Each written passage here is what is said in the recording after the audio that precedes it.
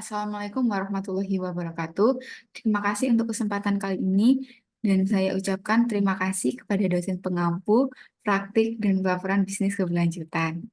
Pada kesempatan kali ini, kami dari kelompok 10 kelas L akan memaparkan materi mengenai analisis ESG industri oil dan gas perusahaan Neste dan Humpus. Next. Nah, sebelum itu, perkenalkan dari kelompok kami. Yang pertama ada saya, Dia Sihadatul Aisi dengan NIM akhir 211. Ada juga Baldis Alfiatur Rohma dengan NIM akhir 187. Dan ada Tri Jayanti Widati dengan NIM akhir 261. Next. Nah, selanjutnya kita akan membahas tentang profil perusahaan dari Neste. Neste Corp ini tuh bergerak di bidang produksi produk minyak bumi dan pasokan diesel terbarukan. Neste beroperasi melalui segmen-segmen seperti produk terbarukan, produk minyak, pemasaran dan jasa, serta lain sebagainya. Segmen produk terbarukan memproduksi, memasarkan, dan menjual solar terbarukan, bahan bakar, dan solusi bahan bakar terbarukan, pelarut terbarukan, serta bahan baku bioplastik. Perusahaan ini itu didirikan pada tanggal 9 Januari 1948 dan berkantor pusat di Espoo, Finlandia. Next. Selanjutnya, ada profil dari perusahaan PT Humpus Maritim Internasional.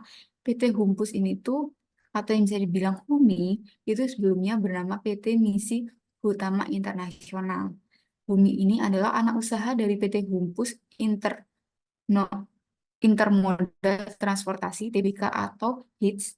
HUMI ini fokus di bidang distribusi dan infrastruktur energi serta ekosistem pelabuhan dan kemaritiman. Bumi menjalankan beragam lini bisnis antara lain jasa kepelabuhan, pengelolaan, dan pengembangan sumber daya manusia, khususnya awak kapal, angkutan LNG, angkutan minyak, dan petrokimia hingga pengelolaan kapal. Next. Lalu selanjutnya kita akan membahas mengenai strategi ESG Neste Corp. Kita akan membahas mengenai framework dari Neste. Di sini kita pertama akan membahas mengenai climate, di mana Neste ini berambisi untuk memimpin transformasi menuju rantai nilai netral karbon pada tahun 2040. Dia memiliki target untuk mengurangi emisi gas rumah kaca banget setidaknya ada 20 juta ton per tahun pada tahun 2030 dengan solusi terbarukan dari sirkular. Neste ini memiliki target untuk mengurangi emisi dalam produksi perusahaan pada cakupan skop 1 maupun skop 2 sebesar 50% pada tahun 2030 dibandingkan dengan tingkat tahun 2019 dan mempunyai capai produksi netral karbon pada tahun 2035. Perusahaan memiliki target untuk mengurangi intensitas emisi fase penggunaan produk yang mereka jual sebesar 50% pada tahun 2040 jika dibandingkan dengan tingkat tahun pada 2020. Perusahaan ini memiliki target untuk bekerja sama dengan pemasok dan mitra perusahaan untuk mengurangi emisi di seluruh rantai nilai mereka pada skop 3. Jika dilihat dari biodiversity, Neste ini memiliki visi untuk mendorong dampak positif pada keanekaragaman hayati dan mencapai rantai nilai positif pada tahun 2040. Perusahaan memiliki target untuk menciptakan dampak positif bersih bagi keanekaragaman hayati dan kegiatan baru perusahaan mulai pada tahun 2025 hingga seterusnya. Perusahaan memiliki target di mana sini adalah no net loss, tidak ada kerugian bersih pada keanekaragaman hayati dari semua kegiatan perusahaan yang sedang berlangsung pada tahun 2035.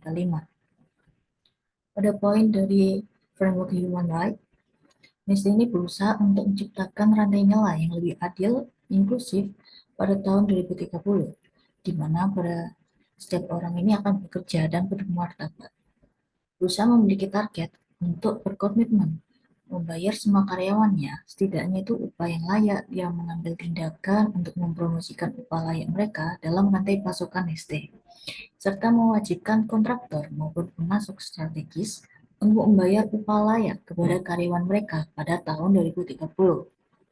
Perusahaan ini berkomitmen dan mempromosikan prinsip dari dan jika membayar, di mana diimplementasikan di area berisiko tinggi pada tahun 2030 untuk memastikan bahwa tidak ada pekerja yang membayar pekerjaannya, di mana biaya rekrutmen ini akan dibayar oleh pemberi kerja, bukan si pekerja.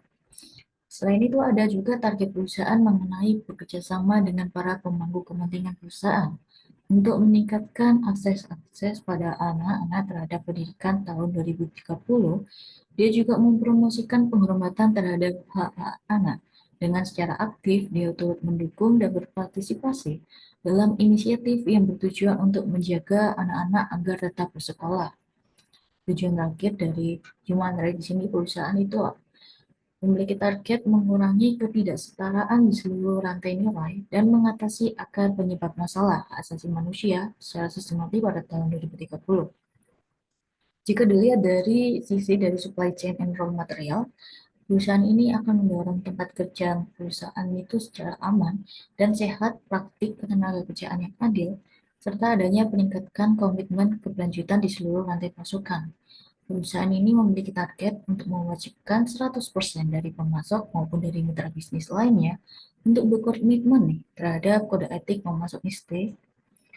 Lalu dia juga memiliki target memasukkan target hak asasi manusia mereka, keanekaragaman hayati, dan iklim sebagai kriteria utama bagi pemasok saat perusahaan itu ingin mendorong dari diversifikasi dan peningkatan ketersediaan dari bahan baku berkelanjutan perusahaan.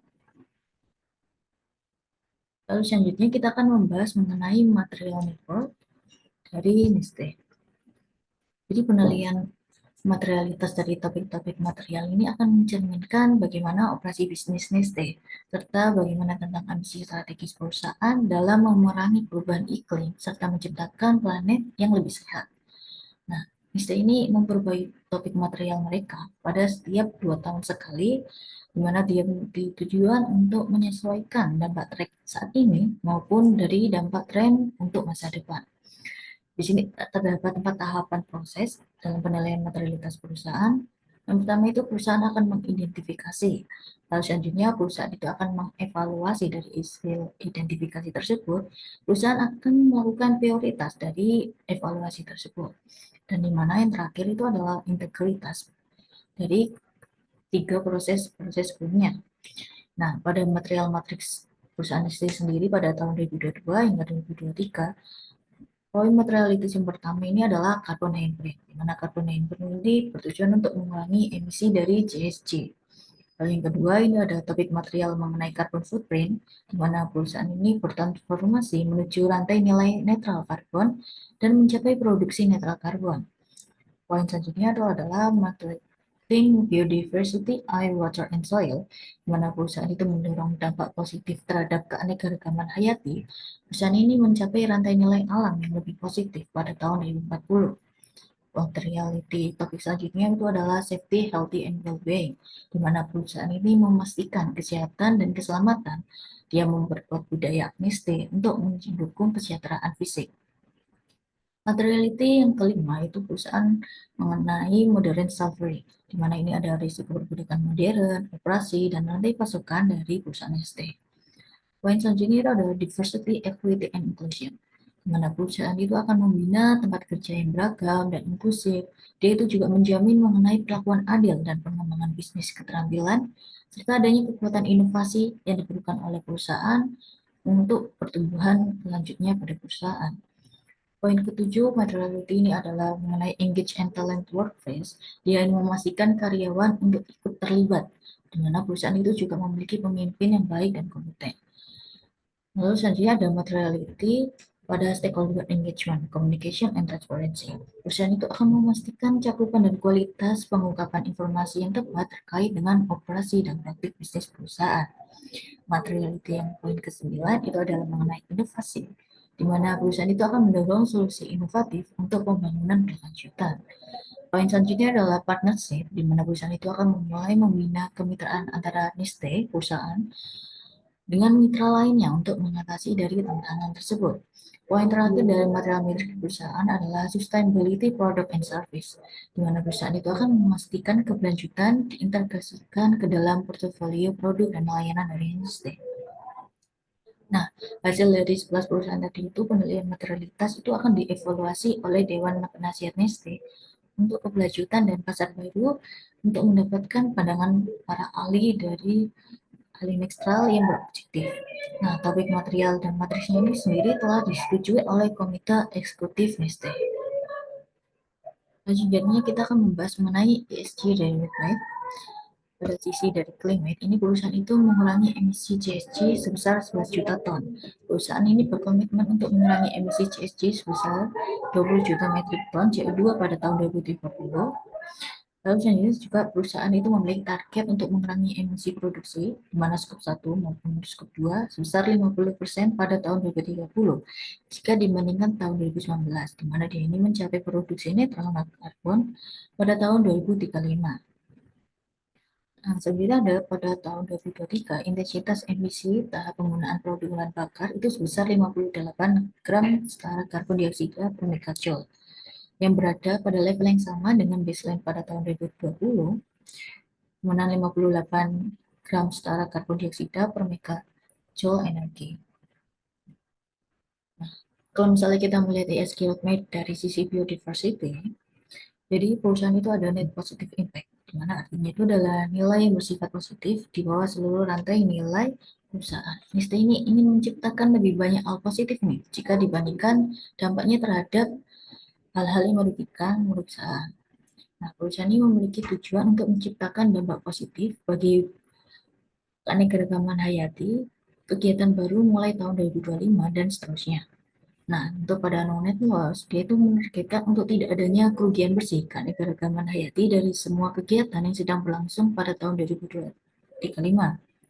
Neste ini memiliki tujuan untuk mencapai rantai nilai alam yang positif pada tahun 2040, yang berarti dampak positif terhadap keanekaragaman hayati ini lebih besar nih daripada dampak negatifnya.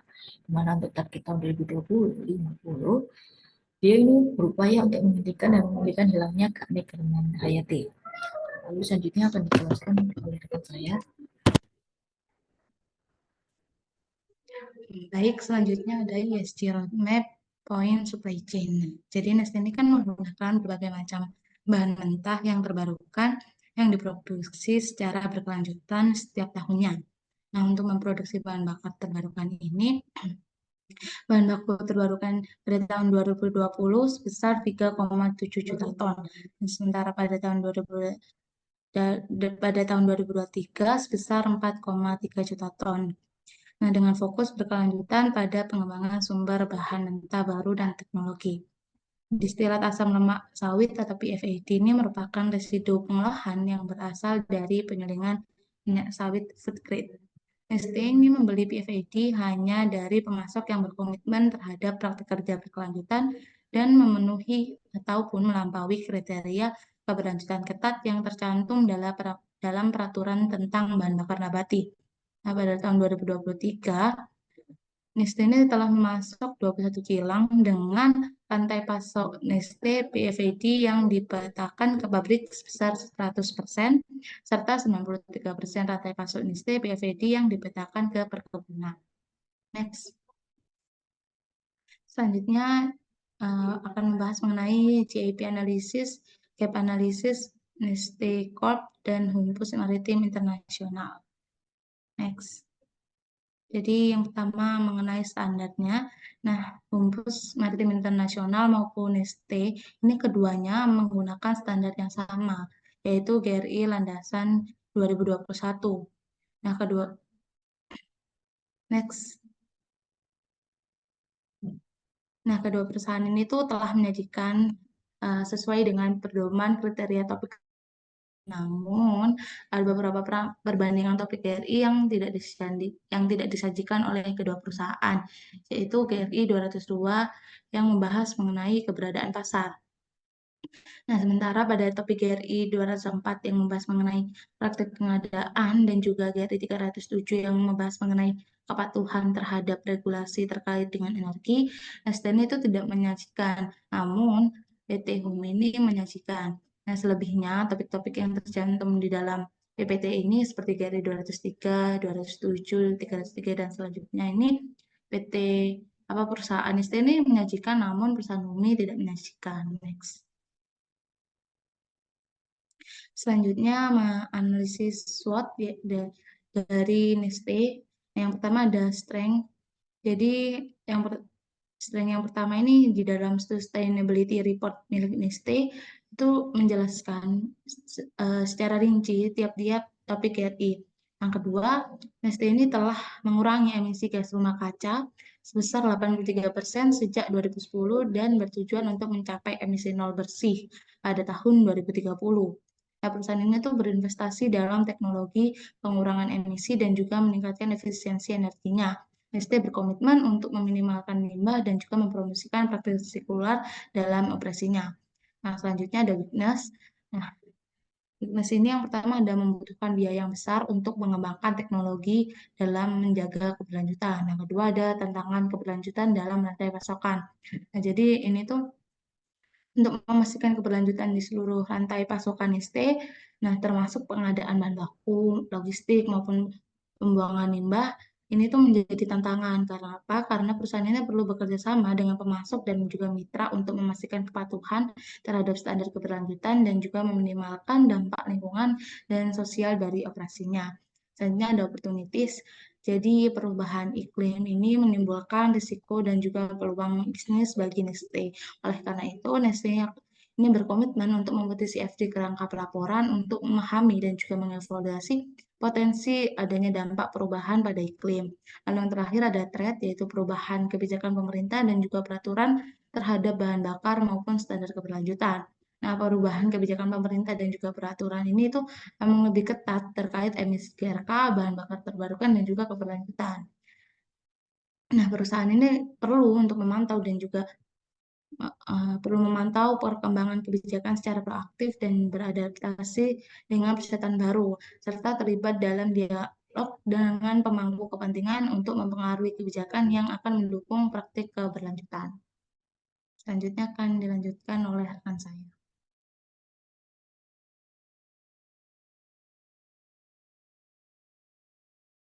Baik, selanjutnya kita akan bahas analisis SWOT untuk perusahaan Humpus Maritim Internasional. Yang pertama ada strength. Ini telah menunjukkan komitmennya terhadap keberlanjutan lingkungan dengan menerapkan inisiatif untuk mengurangi emisi gas rumah kaca, meningkatkan efisiensi energi, dan mempromosikan praktik pelayaran yang lebih bersih. Selanjutnya ada yang weakness, meskipun telah melakukan upaya keberlanjutan, operasi pelayaran bumi masih berkontribusi pada emisi gas rumah kaca dan polusi lingkungan. Yang ketiga, kita akan membahas tentang opportunity-nya. Bumi dapat berkolaborasi dengan mitra industri lain untuk memajukan inisiatif ESG, seperti mengembangkan teknologi yang lebih bersih. Untuk track-nya, ini mungkin menghadapi peraturan lingkungan yang lebih ketat dari pemerintah dan badan internasional yang dapat meningkatkan biaya kepatuhan dan memerlukan investasi lebih lanjut dalam teknologi pengurangan emisi. Next. Selanjutnya kita akan membahas analisis topik dari Neste dan PT Humpus Maritim Internasional. Yang pertama ada dari PT Neste, yang pertama ada carbon handprint. Neste berkomitmen untuk mengurangi dampak lingkungan dari operasinya. Neste berupaya untuk mengurangi emisi gas rumah kaca. Untuk carbon footprint-nya, Neste berkomitmen mengurangi emisi GRK dalam produksi sendiri sebesar 50% pada tahun 2030 dan mencapai produksi netral karbon pada tahun 2035. Selanjutnya, untuk PT Humpus Maritim Internasional, yang pertama ada kinerja ekonomi dalam upaya mengurangi ketergantungan terhadap BBM yang berasal dari fosil. Humpus menggunakan penyerapan biodiesel. Hal ini perlu membutuhkan pengangkut metanol. Nah, untuk yang kedua ada keselamatan dan kesehatan kerja. Bumi ini tuh berkomitmen untuk menciptakan lingkungan kerja aman dan selamat bagi karyawan di darat ataupun di laut. Next. Selanjutnya kita akan membahas framework dan materiality ESG Humpus Maritim Internasional untuk menjawab soal nomor 3. Yang pertama ada climate. Tujuan kami sebagai upaya pengurangan peningkatan emisi gas rumah kaca menyebabkan perubahan iklim yang mengancam keseimbangan ekosistem. Kedua ada biodiversity. Target kami memiliki ekosistem yang sehat yang kita andalkan untuk menyediakan udara yang dihirup dan makanan yang kita makan. Nah, untuk yang ketiga ada human right, di mana berupaya dalam penghormatan terhadap hak asasi manusia dan memastikan setiap orang dapat hidup sehat dan sejahtera dalam lingkungan yang sehat. Next, kita akan membahas tentang materiality topics. Yang pertama ada emission. Reasonnya itu adalah keseimbangan siklus karbon penting untuk menjaga kesehatan ekosistem dan mengendalikan iklim bumi. Yang kedua ada energi. Energi berkelanjutan memastikan bahwa kita memenuhi kebutuhan energi saat ini tanpa mengorbankan kemampuan generasi mendatang untuk memenuhi kebutuhan mereka. Yang ketiga ada biodiversity. Keanekaragaman hayati penting karena termometer yang mengukur kesehatan kehidupan di bumi. Keanekaragaman hayati sangat penting dan bagi fungsinya ekosistem dan kesejahteraan seluruh planet. Setiap bentuk kehidupan memiliki peran unik tersendiri dan berkontribusi terhadap stabilitas dan ketahanan ekosistem. Next, kita akan bahas tentang occupation, healthy, and safety. Reasonnya adalah kesehatan dan keselamatan kerja atau K3 berfokus terutama pada perlindungan karyawan di tempat kerja dari kecelakaan, cedera, dan paparan zat berbahaya. Kesehatan dan keselamatan yang baik merupakan sumber keunggulan kompetitif bagi perusahaan tersebut. Selanjutnya ada yang kedua, selanjutnya ada waste management. Pembuangan limbah yang tidak tepat dapat menimbulkan berbagai bahaya dan resiko kesehatan. Sampah yang tidak dikelola dengan baik dapat mencemari tanah, air, dan udara, serta menyebarkan penyakit dan infeksi. Selanjutnya ada innovation. Inovasi berkelanjutan berfokus pada pengembangan teknologi bersih yang meminimalkan dampak lingkungan. Hal ini itu mencakup kemajuan dalam sumber energi terbarukan seperti tenaga surya, angin, dan panas bumi, serta proses industri yang lebih bersih dan teknologi penangkapan karbon. Untuk yang terakhir ada stakeholder engagement, communication, dan transparansi. Ini tuh memastikan dan menjamin kualitas pengungkapan informasi yang terkait telah sesuai dan transparan. Next. Nah, sekian yang dapat kami sampaikan. Kurang lebihnya mohon dimaafkan. Terima kasih atas waktunya. Wassalamualaikum warahmatullahi wabarakatuh.